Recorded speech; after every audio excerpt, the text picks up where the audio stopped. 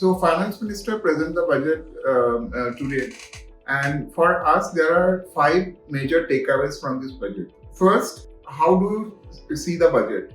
Most people who are disappointed by this budget are looking at it as a transactional budget. How much has been allocated? How, in which scheme? What are the new projects which government has done? But we think this budget should not be seen in the transactional format because this is the first full budget of a new government.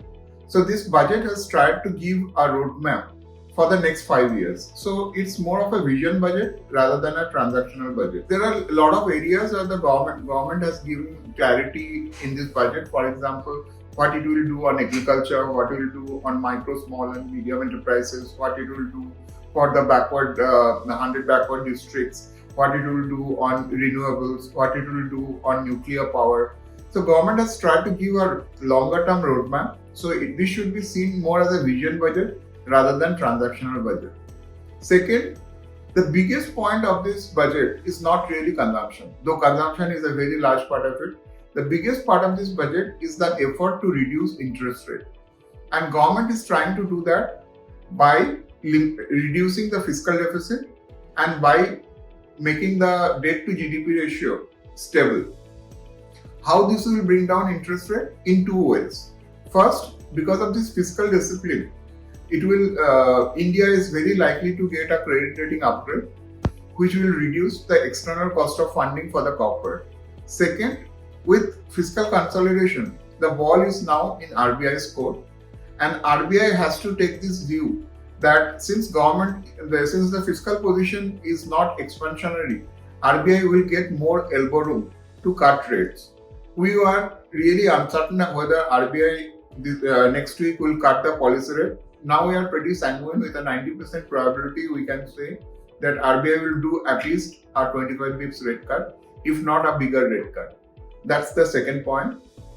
The third point is that government in this budget has clearly shown that while government is very inclined to push investment, but government is in clear terms is telling it's not just the responsibility of the government to push investment.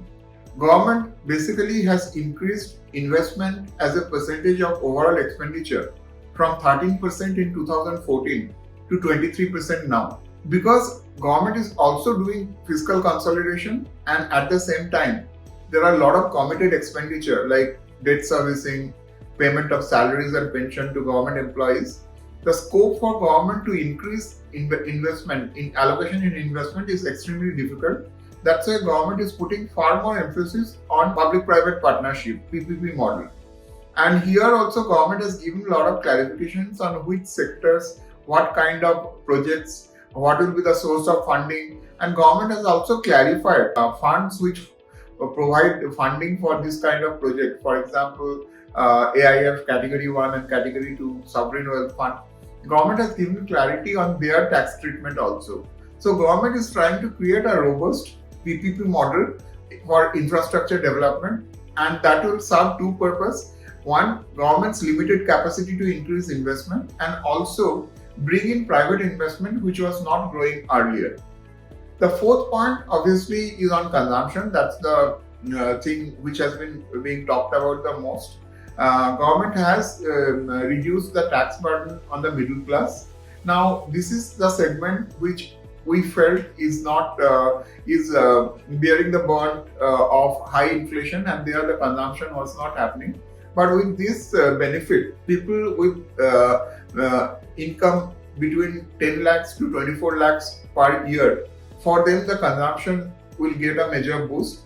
And we think given the kind of salary bracket where these people are, or earnings bracket where these people are, this is not going to be so much on the FMCG side, but more on the discretionary side. So given the income bracket between 10 to 24 lakhs per year, this is not going to be so much on the FMCG side, rather on the discretionary side. For example, small ticket durables, apparels, footwear, two-wheelers, even lower end four-wheelers. And this can be a leverage consumption. So the actual impact can be significantly more than the tax benefit. So this is the fourth point. And lastly, there are some level of skepticism about the budget numbers. For example, despite 1 lakh crore tax foregone, the income tax growth or personal income tax growth of 14%, or RBI's dividend transfer in well in excess of 2 lakh crore, or the STT collections.